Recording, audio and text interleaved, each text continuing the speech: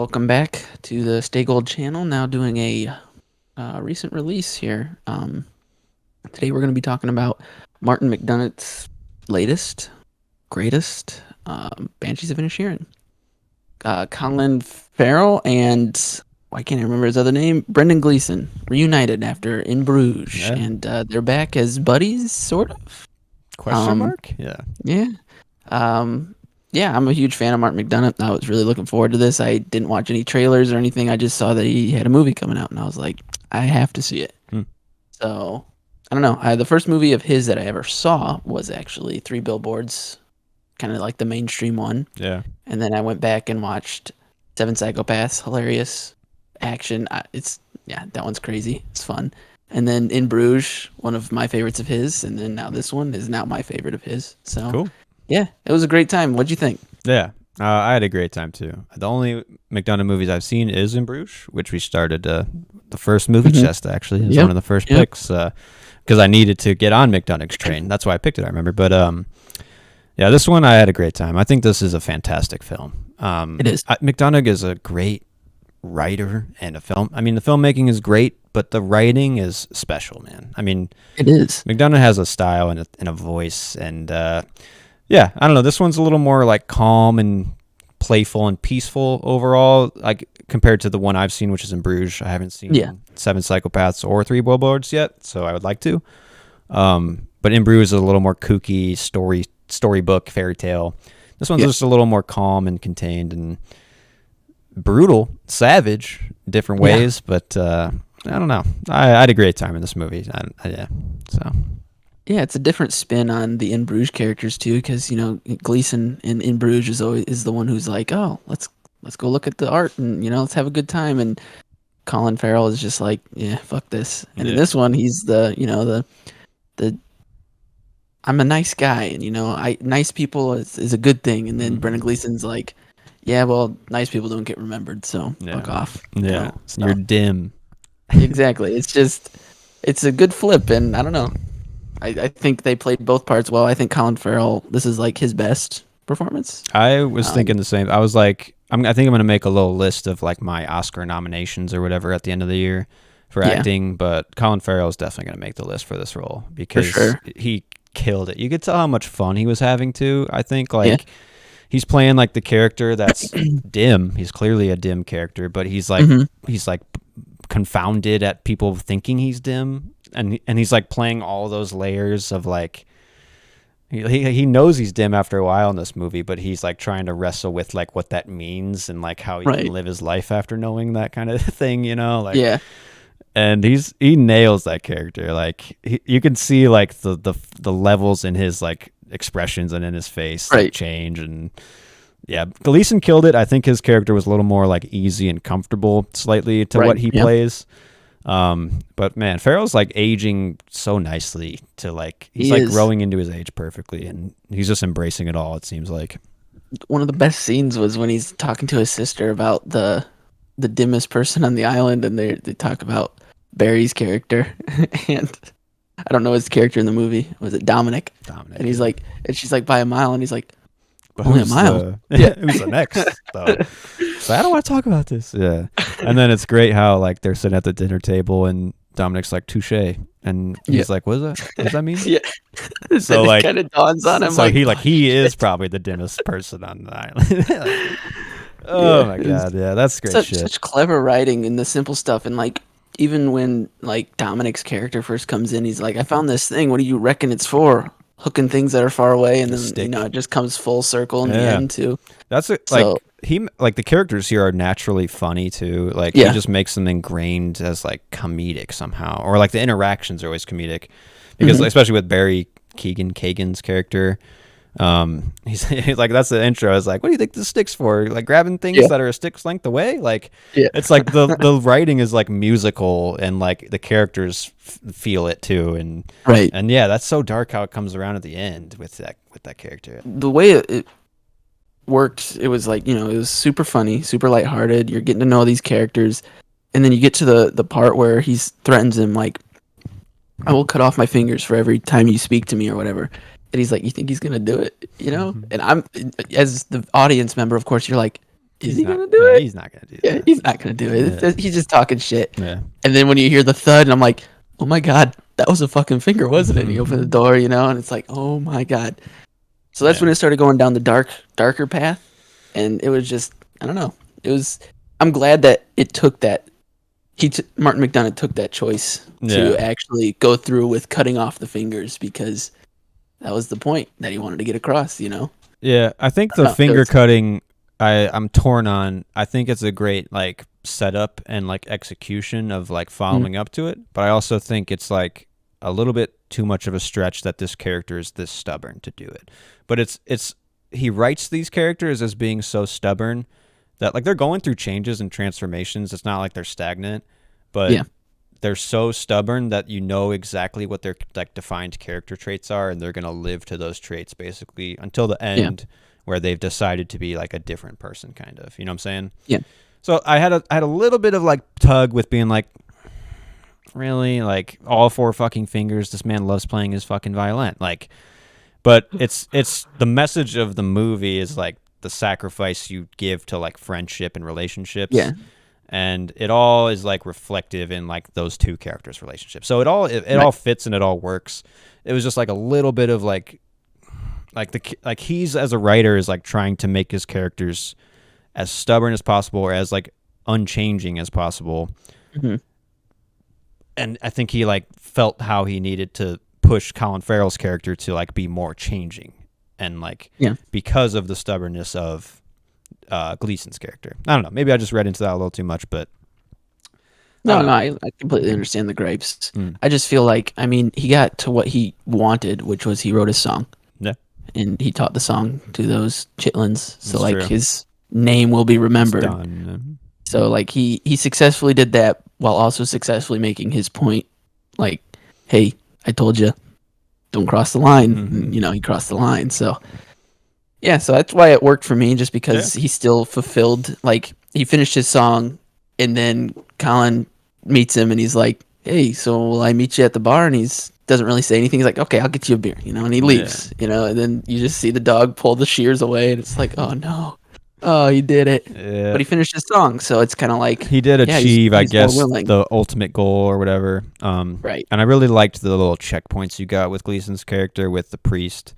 What he's like, how's Yeah, the despair? He's like, oh, not so bad, Adelaide. And then towards the end, it's like it's kind of back. Like yeah, it's like this phase is probably he is going through something clearly. Like right. he's a very smart character and obviously more cultured and whatever, has more going on, but that man has fucking issues clearly. Like, you know what I'm saying? Like, Right.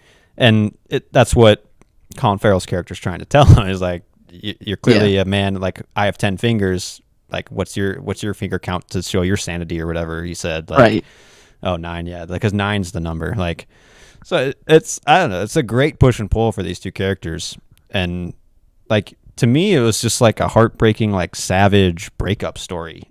Yeah, Of like for just sure. two people who just like one's like a little more cultured and one's kind of like leeching on the other slightly to be more interesting or whatever, and eventually that shit's just got to end, and it's gonna be Right. hard for both people, and like You get to that point to where you're like, am I wasting my life going Yeah. to the bar every day, or just bullshitting? Which, I mean, personally, I don't think that's a waste of time. But I mean, some people like, oh, how do I make my name? How do I leave my mark what in the will I world? live on? And he's getting older, like that's something Right. that he's going through at that specific time, which makes sense. And Colin Farrell's Which, character is the guy who thinks going to the bar is like right. what you do, like And honestly, he makes a good point when he's the most interesting he's ever been when he makes that speech to Gleason at the bar. He's like talking about how I can't remember. Was it Beethoven? Who was the guy that Gleason brought up? yeah, Mozart. I think, yeah. Yeah, and he's like, first off, he names the wrong era that he's in and stuff, so clearly it doesn't really fucking matter, Mhm. obviously. But like the points Yeah. he makes is like, oh, you remember nice people, but you clearly don't remember these people who make music. You just know of them. You don't know them. That's So true. Yeah. it was just an interesting little thing where Yeah. Colin Farrell's character actually came to life there, where he wasn't That's a great dim. speech moment. Yeah. And a great moment with Carrie Condon's character, the sister Mm. character, to be like Yeah. wrong era, because that just shows that even Gleason's character isn't the smartest person on the island. Like Right. he's thinking he's so he's got pride, like, but he's not even he's getting it wrong too. So Yeah. He needs to crawl out of his own ass and yeah. realize. But that speech, like before he starts to nail it, he's like, "There's one thing I hate: coppers. There's three things: one, coppers; two, pudgy over there, and then like he can't like three." Yeah. There was a third one. And like they even have to help him with his shit talk. Yeah. He's just that dumb. And like it's so great with Gleason's character because like he just wants him to be like in entertaining and like smart, but he can't even like shit talk him correctly. He like Gleason has to help him, like right. And so and like so good. the love is there because when the police officer punches Colin Farrell, he's there. He picks him up. Helps he takes him him home. So like he does care for him. He just doesn't want to invest more than he has to in the relationship at this point because he's feeling like his life is ending. So yeah, it all fits. Like there's not really anything in this movie that's like out of toe. Yeah, I guess like, but yeah, back to Carrie Condon. I don't know. She's from Better Call Saul. Did you know that? Did you didn't know recognize she her? was Scottish or Irish. Yeah, I had Didn't no know idea. that. She kills it. In this specifically, I really liked her a lot. I thought she filled a pretty good role as like the linking to all the characters for Colin Farrell's character, but she also has like her own journey of like discovery of like I don't really want to live around these shitty people either. I'm gonna go be my own thing now. Right. So I thought she did a really good job. I mean, everyone in this movie did a great job, but I was curious what you think about Barry Kagan. I go back and forth on if he's like trying way too hard or if he's like nailing perfect like craziness. You know what I'm saying? Like it's like he was one of my favorite parts. I really like him. I like him in Killing of a Sacred Deer. Did we watch that one? Yeah, we watched that one. Yeah. I really liked him in that, and that was like one where I was like, oh, this guy's got something. And then he was the best part of the Eternals, and now this, I'm like, this kid is on fire. I really like him. I thought he played the role perfectly. I mean, he was some of the best comedic things about it. I mean, he's clearly a simple individual, but like he adds more depth to Colin Farrell's character. Like when they're on the cliff and they're talking, and Colin's like, "Yeah, no, I did this thing to seem more badass or assertive or whatever," and Barry's like, that's just mean. I think that's the meanest thing I've ever heard. Yeah. Like he's like, oh, damn. He's a good guy. I mean, he liked the sister and he probably committed suicide because of what she said to him, I would think. Yeah. But yeah, he's a very simple guy, with a very big heart. And the little side plot with like the police dad and like the beating and the fiddling or whatever, that was nice. I mean, not nice, but like it was the little nuggets you needed at times, especially when Farrell's like, "Oh, you're fiddling your kid," and he's like, "I didn't say that, Dad. He's drunk." I didn't tell him that. I didn't tell him that part. Like, it's just like all there. Yeah. But I mean, the feel of this movie too is something that's really unique and special to me. I mean, I'm Irish, obviously, but it's like 1920s Ireland, and right away, it's like you see the fucking rainbow in the shot. He's walking through a rainbow.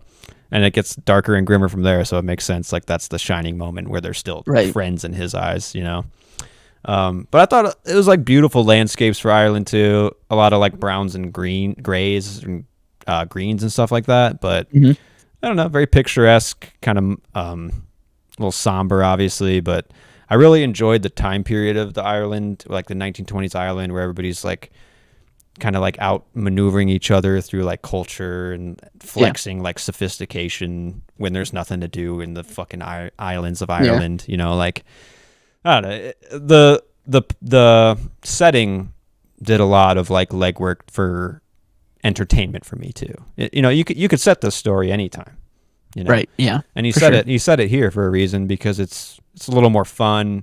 And I think he wanted to tell a story. I think he's Irish, but I'm not sure. Probably closer to his homeland or something. Yeah, and I think it helped that it's on a little island where it's condensed, where like you have the people that you have. You only have those few people to bounce off of, and they're supposed to be the two buds that go to the bar at this place every. Yeah. So it was just a great story, great characters. Like you said, great laughs. I laughed so many times just in some of the subtle moments, and then the big bombastic moment that just put me over the edge. I was like, holy fuck, man. This man he's not trying to write ultra dramatic. He's looking to write a great movie. Like, and it's Mhm. when he's got like the student in his carriage or whatever, and he's like, "Oh, you got to go back. Your mom, she was Yeah. hit by a bread van," and he's like, "No." He's like, "Yeah, yeah." He's like, "That's how your dad was hit by a bread van." He's like, Yeah. "That's how Yeah. my mom died." He's like, "I swear to God, if it's the same fucking van, I'm I'll gonna kill kill him." him. Like, just like that like, I don't know, the weirdness of how that moment coalesces, and like the fortuitousness of all that, like, for that character. So silly, so strange, but just makes it perfect. Like, I don't know, it just landed so Yeah. well for me. Do you think that Gleason wasn't gonna cut off his fingers until Colin Farrell spilled the beans that he said that to that kid? What Like part? that was like when he's talking to him at the end after he's wrote his song and stuff, and they're actually having a civil conversation. Yeah, And he's like, "Oh, I guess I can go tell that kid, that he doesn't have to go home. His dad's not." yeah. And Gleason's like, "Oh, like it just That's seems like something died in his." And he's like, that's "You've what's been doing great. this whole time." Yeah, to me about Gleason's character is like he just wants him to be like talking smart to him and like get him Yeah, something to think about. Because like all the times that piss him off are when he's like just backing away and be like, "Okay, we're like I'm going like this way, like we're yeah. good, right?" I'll Like, see you at 2, right? I'll see you yeah, at 2. like when he's off, Get you a he's like beer. all the times where he's just like not understanding or not like interpreting the Yeah, scene correctly. Like that's the shit that eats at him, where he's just not on the same page. Like, yeah. great movie. I don't. I'd give this movie probably 4.5 stars easy. Mm. I this The only part that makes me stretch is the lengths of the stubbornness, I guess. But if it's all ingrained in the character, this could be a 5-star movie too. So Yeah, it's bounced between 5 and 4.5. I landed on 4.5 officially, nice. just because I don't think I've rated anything 5 this year that's come out. Yeah, But if anything, this is yeah. You got everything everywhere all at once, right? yeah, for sure. Yeah. But yeah, this is a close one. I mean, I can't take Top Gun out of my field of vision as like my favorite movie this year, just because that experience is just a beast of its own. Magical. Yeah. But this is one of my favorite. I mean, I took my mom to go see this, and this was the one where she left and she's like, "No, it's actually pretty good," and I was like, "Success."